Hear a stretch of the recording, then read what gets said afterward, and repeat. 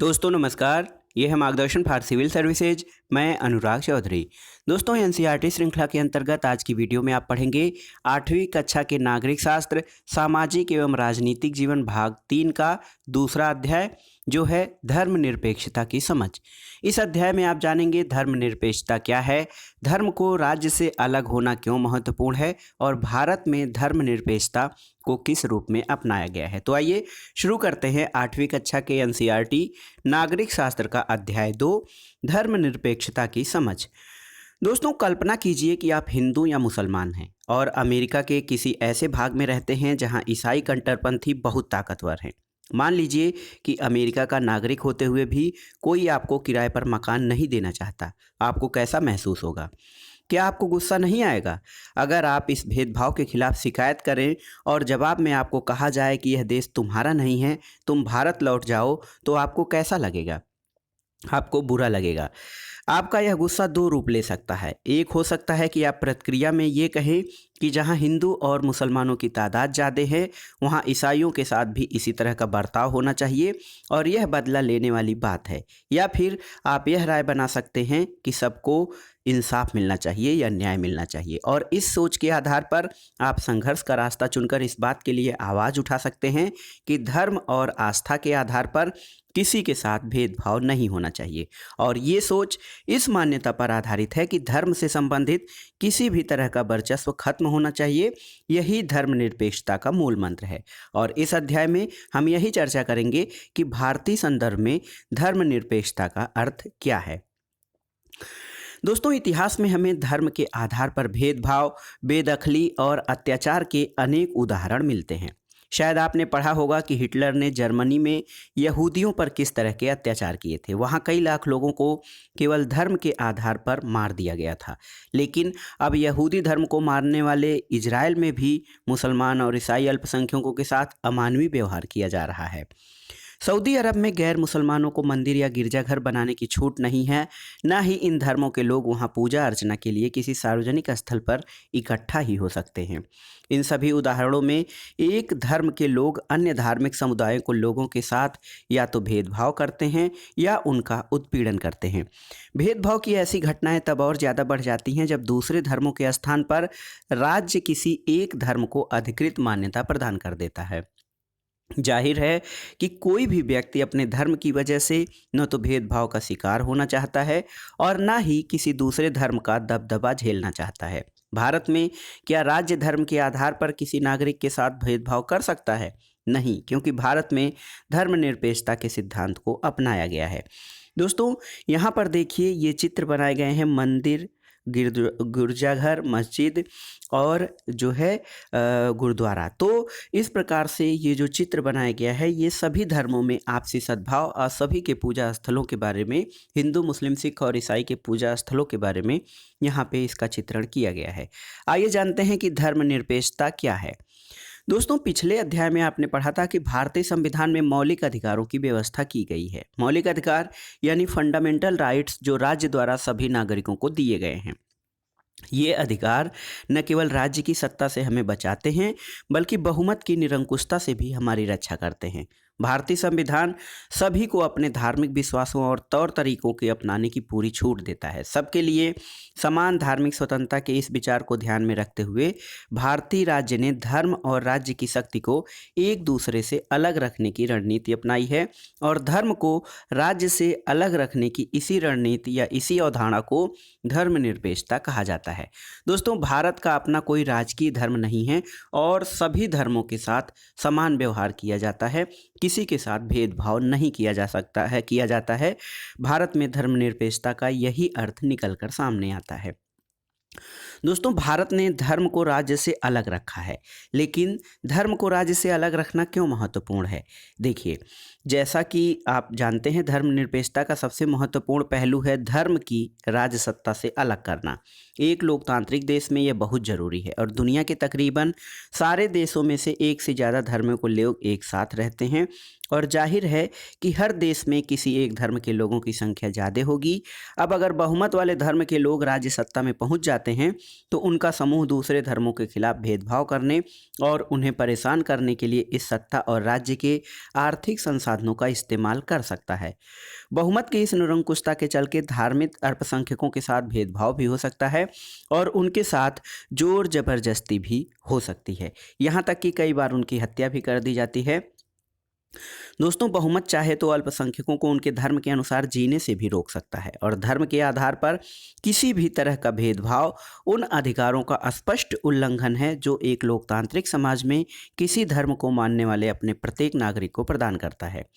दोस्तों, बहुमत की निरंकुशता और उसके कारण मौलिक अधिकारों का हनन वह अहम कारण है जिसके चलते लोकतांत्रिक समाज में राज्य और धर्म को एक दूसरे से अलग किया जा गया है और यह बहुत ही महत्वपूर्ण कार्य है।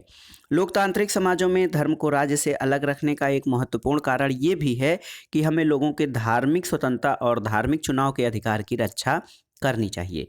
इसका अर्थ है कि देश के किसी भी व्यक्ति को एक धर्म से निकलने और दूसरे धर्म को अपनाने या धार्मिक उपदेशों की अलग ढंग से व्याख्या करने की स्वतंत्रता होती है। देखिए, यहाँ पर इसको हम इस तरह से समझ सकते हैं, छुआछूत की प्रथा का उदाहरण लेकर।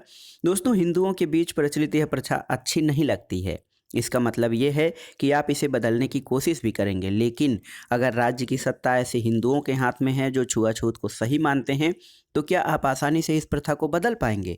अगर आप प्रभुत्वशाली धार्मिक समुदाय के सदस्य हैं, तो भी आपको अपने समुदाय के ही दूसरे लोगों की ओर से भारी विरोध का सामना करना पड़ सकता है और राज्य सत्ता पर नियंत्रण रखने वाले ऐसे सदस्य कहेंगे कि हिंदुत्व की केवल एक ही व्याख्या होती है और उसकी व्याख्या करने का अधिकार अन्य किसी को नहीं है। यहाँ पर एक देखिए, एक चित्र दिया गया है, मस्जिद, मंदिर, गुरुद्वारा। तो किस तरह से हम साथ साथ हैं, एक बच्चे द्वारा ये चित्र बनाया गया है। ये सर्वोदय कन्या विद्यालय दिल्ली की बालिका द्वारा बनाया गया चित्र है जो कि धार्मिक सद्भाव और धार्मिक सहिष्णुता को प्रदर्शित करता है। भारत के संदर्भ में धर्मनिरपेक्षता क्या है? दोस्तों, भारतीय संविधान में कहा गया है कि भारतीय राज्य धर्मनिरपेक्ष रहेगा और धर्मनिरपेक्ष शब्द जो है 42वें संविधान संशोधन 1976 के द्वारा जोड़ा गया था। हमारे संविधान के अनुसार केवल धर्मनिरपेक्ष राज्य ही अपने उद्देश्यों को साकार करते हुए कुछ बातों का ख्याल रख सकता है। वो बातें कौन सी हैं? पहला ये कि कोई एक धार्मिक समुदाय किसी दूसरे समुदाय को न दबाए। दूसरा ये कि कुछ लोग अपने ही धर्म के अन्य सदस्यों को न दबाएं और तीसरा कि राज्य न तो किसी खास धर्म को थोपेगा, न ही लोगों की धार्मिक स्वतंत्रता को छीनेगा। और इस तरह के दबदबे या दबाव को रोकने के लिए भारतीय राज्य कई तरह से काम करता है। पहला तरीका यह है कि वह खुद को धर्म से दूर रखता है। भारतीय राज्य की बागडोर न तो धार्मिक समूह के हाथ में है, न ही राज्य किसी एक धर्म को समर्थन देता है। भारत में कचहरी, थाने, सरकारी विद्यालय और दफ्तर जैसे सरकारी संस्थानों में किसी खास धर्म को प्रोत्साहन देने या उसका प्रदर्शन करने की अपेक्षा नहीं की जाती है। इसके अलावा दोस्तों, उपरोक्त ये जो चित्रकथा है आप इसको देख लीजिए। राजकीय माध्यमिक विद्यालय का चित्रकथा है। सीमापुर सरकारी स्कूल के विद्यार्थी एक धार्मिक त्यौहार मनाना चाहते हैं। सर, अगले महीने एक बहुत बड़ा त्यौहार आ गया है, हमने कभी स्कूल में यह त्यौहार नहीं मनाया, क्या इस साल मनाएं? नहीं, नहीं रेखा, ऐसा नहीं हो सकता। हमारा स्कूल सरकारी स्कूल है, हम किसी एक धर्म को महत्व नहीं दे सकते। निजी स्कूल जो चाहे करे, सरकारी स्कूल अपनी चार दीवारी के भीतर कोई धार्मिक उत्सव आयोजित नहीं किया करते। वैसे भी ज़्यादातर धार्मिक त्योहारों पर सरकारी छुट्टी होती है, इसलिए हम इन त्योहारों को घर से ही मना लेते हैं। एक लड़का बोलता है कि मैंने इस दृश्य से कभी सोचा ही नहीं था, मुझे लगता है कि स्कूल के बाहर हम कभी भी यह त्यौहार मना सकते हैं। तो लड़की कहती है कि खैर कोई बात नहीं, हम लोग अपने मोहल्ले में तो इस त्यौहार का आयोजन कर ही रहे हैं। तो इस चित्रकथा से स्कूल के भीतर किसी धार्मिक त्यौहार का आयोजन सभी धर्मों के एक साथ व्यवहार करने की सरकारी नीति के खिलाफ होता। सरकारी स्कूल अपनी प्रातःकालीन प्रार्थनाओं या धार्मिक आयोजनों के जरिए किसी एक धर्म को बढ़ावा नहीं दे सकते और ये नियम निजी स्कूलों पर लागू नहीं है। दोस्तों, धार्मिक वर्चस्व को रोकने के लिए भारतीय धर्मनिरपेक्षता का दूसरा तरीका ये है हस्तक्षेप की नीति, यानी किसी दूसरे धर्म की भावनाओं का सम्मान करना और उसमें कोई दखलंदाजी या हस्तक्षेप न करना। दोस्तों, सभी धर्मों की भावनाओं का सम्मान करने और धार्मिक क्रियाकलापों में दखल न देने के लिए राज्य कुछ खास धार्मिक समुदायों को विशेष छूट देता है। यहाँ पर देखिए कुछ दोस्तों ने हाल में स्कूटर खरीदे हैं, वे साथ साथ स्कूटर से सैर पर जाने को तैयार हैं। अरे तुम्हारे पास हेलमेट तो है ना? दिल्ली में सबको हेलमेट पहनना पड़ता है, यही कानून है। फिर तुमने हेलमेट क्यों नहीं पहना? जुर्माना भरने का बड़ा शौक है क्या? दूसरा दोस्त करता, फिक्र मत करो, मुझे जुर्माना नहीं देना पड़ेगा। अरे परमजीत, तुम पर जुर्माना क्यों नहीं होगा? देखो, पगड़ी पहनना सिख धर्म का एक बुनियादी उसूल है, इसलिए सरकार मुझे हेलमेट पहनने के लिए मजबूर नहीं कर सकती है, ऐसा सिख धर्म का व्यक्ति कहता है। इस चित्रकथा में सिख युवक परमजीत को हेलमेट पहनने की जरूरत नहीं है। कारण यह है कि भारतीय राज्य इस बात को मान्यता देता है कि पगड़ी पहनना सिख धर्म की प्रथाओं के मुताबिक महत्वपूर्ण है और इन धार्मिक आस्थाओं में दखलंदाजी से बचने के लिए राज्य ने कानून में रियायत दे दी है। दोस्तों, धार्मिक वर्चस्व को रोकने के लिए भारतीय धर्मनिरपेक्षता का तीसरा तरीका हस्तक्षेप का भी तरीका है। और यहाँ पर देखिए, छुआछूत के बारे में आप जानते हैं, ये इस बात का उपयुक्त उदाहरण है कि किस तरह एक ही धर्म के लोग, ऊंची जाति के हिंदू, अपने ही धर्म के अन्य सदस्यों, कुछ निचली या पिछड़ी जातियों को दबाते हैं। धर्म के नाम पर अलग थलग करने और भेदभाव को रोकने के लिए हर भारतीय संविधान ने छुआछूत पर पाबंदी लगाई है। और इस उदाहरण में राज्य धर्म के नाम पर अलग थलग करने और भेदभाव को बढ़ावा देने वाली उस प्रथा को खत्म करने के लिए धर्म में राज्य हस्तक्षेप कर रहा है, जो निचली जातियों के लोगों को मौलिक अधिकारों का हनन करता है, क्योंकि वे भी इसी देश की नागरिक हैं और संविधान का कर्तव्य है कि अपने नागरिकों की सभी प्रकार से उनके अधिकार और स्वतंत्रता की रक्षा करे। दोस्तों, माँ बाप की संपत्ति में बराबर हिस्से का अधिकार का सम्मान करने के लिए राज्य के समुदायों के धर्म पर आधारित निजी कानूनों में भी राज्य को हस्तक्षेप करना पड़ता है और राज्य के हस्तक्षेप सहायता के रूप में भी हो सकते हैं। प्राचीन भारतीय संविधान धार्मिक समुदायों को अपने स्कूल और कॉलेज खोलने का अधिकार देता है। गैर प्राथमिकता के आधार पर राज्य से उन्हें सीमित आर्थिक सहायता भी मिलती है। अब आइए जानते हैं कि भारतीय धर्मनिरपेक्षता दूसरे अन्य लोकतांत्रिक देशों की धर्मनिरपेक्षता से किस तरह अलग है। देखिए दोस्तों, संयुक्त राज्य, एक उदाहरण पहले देख लेते हैं। संयुक्त राज्य अमेरिका के सरकारी स्कूलों के ज़्यादातर बच्चे सुबह सबसे पहले वफादारी की शपथ लेते हैं। इस शपथ में ईश्वर की छत्र छाया शब्द आते हैं। 60 साल से भी पहले यहाँ पर तय कर दिया था कि अगर यह शपथ किसी बच्चे की धार्मिक आस्था को ठेस पहुँचाती है तो उसे इसको दोहराने की ज़रूरत नहीं है। इसके बावजूद वहाँ ईश्वर की छत्र छाया वाक्यांश को कई बार कानूनी चुनौती दी जा चुकी है। चुनौती देने वालों का कहना है कि यह वाक्यांश अमेरिकी संविधान के पहले संशोधन में चर्च और राज्य के बीच किए गए पृथक्करण का उल्लंघन करता है और उपरोक्त चित्र में अमेरिका के सरकारी स्कूल के बच्चे वफादारी की शपथ लेते हुए दिखाई दे रहे हैं। अब आइए जानते हैं भारतीय धर्मनिरपेक्षता दूसरे लोकतांत्रिक देशों की धर्मनिरपेक्षता से किस तरह अलग है। दोस्तों, ऊपर जो हमने तीन उद्देश्य दिए हैं कि राज्य धर्म से पृथक रहेगा, हस्तक्षेप नहीं करेगा और किसी विशेष प्रयोजन के लिए हस्तक्षेप भी कर सकता है, तो ये तीनों उद्देश्य दुनिया के अन्य धर्मनिरपेक्ष लोकतांत्रिक देशों के संविधान में दिए गए उद्देश्यों से मिलते जुलते हैं।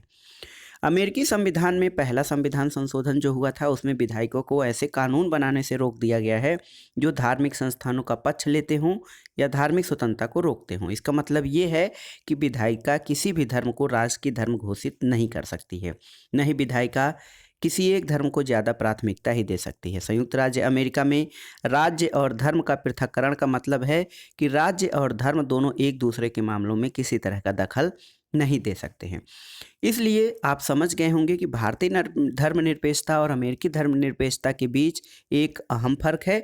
ऐसा इसलिए है कि अमेरिकी धर्मनिरपेक्षता में धर्म और राज्य के बीच स्पष्ट अलगाव किया गया है। इसके विपरीत भारतीय धर्मनिरपेक्षता में राज्य को धार्मिक मामलों में हस्तक्षेप करने की छूट दी गई है। और आप जानते हैं किस तरह भारतीय संविधान ने छुआछूत को खत्म करने के लिए हिंदू धार्मिक क्रियाकलापों में हस्तक्षेप किया है। भारतीय धर्मनिरपेक्षता में राज्य धर्म से अलग तो है, लेकिन धर्म से उसका फासला सैद्धांतिक है। इसका मतलब ये है कि संविधान में दिए गए आदर्शों के आधार पर राज्य किसी भी धर्म के मामलों में हस्तक्षेप कर सकता है और ये आदर्श वह कसौटी मुहैया कराते हैं जिसके जरिए इस बारे में फैसला किया जा सकता है कि हमारा राज्य धर्मनिरपेक्ष सिद्धांतों के अनुरूप काम कर रहा है या नहीं। भारतीय राज्य दोस्तों धर्मनिरपेक्ष है और धार्मिक वर्चस्व को रोकने के लिए कई तरह से काम करता है। जैसे भारतीय संविधान अपने नागरिकों को मौलिक अधिकारों का आश्वासन देता है, ये मूलभूत अधिकार इन धर्मनिरपेक्ष सिद्धांतों पर आधारित हैं, लेकिन इसका मतलब ये नहीं कि भारतीय समाज इन अधिकारों का उल्लंघन बंद हो गया है। वास्तव में ऐसे उल्लंघनों की वजह से हमारे सामने संवैधानिक व्यवस्था की जरूरत बनी हुई है, और इस तरह के अधिकारों के होने का ज्ञान हमें इन अधिकारों के उल्लंघन के प्रति संवेदनशील बनाता है, और जब कभी ऐसा होता है तो हम इसके खिलाफ सही कदम उठाने की क्षमता हमको वहीं से मिलती है। ये देखिए, एक उदाहरण दिया गया है। फरवरी 2004 में फ्रांस में एक कानून बनाया गया। इस कानून में प्रावधान किया गया कि कोई भी विद्यार्थी इस्लामी बुर्का, यहूदी टोपी या बड़े बड़े ईसाई क्रॉस जैसे धार्मिक अथवा राजनीतिक चिन्हों या प्रतीकों को धारण करके स्कूल में नहीं आएगा। फ्रांस में रहने वाले उन अप्रवासियों ने इस कानून का काफ़ी विरोध किया। वे मुख्यतः अल्जीरिया, ट्यूनीशिया और मोरक्को आदि देशों से आए थे, जो पहले फ्रांस के उपनिवेश थे। 1960 के दशक में फ्रांस में मजदूरों की कमी हो गई थी, और उस समय इन अप्रवासियों को फ्रांस आकर काम करने के लिए वीज़ा यानी प्रवेश पत्र दिए गए थे। इन अप्रवासियों की बेटियां स्कूल में अक्सर सिर पर रुमाल बांध कर जाती हैं, लेकिन इस नए कानून के लागू होने के बाद उन्हें सिर पर रुमाल बांधने के कारण स्कूलों से निकाल दिया गया है। अब धर्मनिरपेक्षता की समझ के बाद आइए देखते हैं धर्मनिरपेक्षता से संबंधित जो महत्वपूर्ण शब्द हैं शब्द संकलन भाग के अंतर्गत। पहला है जोर जबरदस्ती। दोस्तों, इसका मतलब ये है कि किसी को कोई चीज़ करने के लिए मजबूर करना। और जोर जबरदस्ती का इस अध्याय में हमने ये आशय पढ़ा है कि कोई भी राज्य किसी कानूनी सत्ता ताकत का इस्तेमाल नहीं कर सकता है।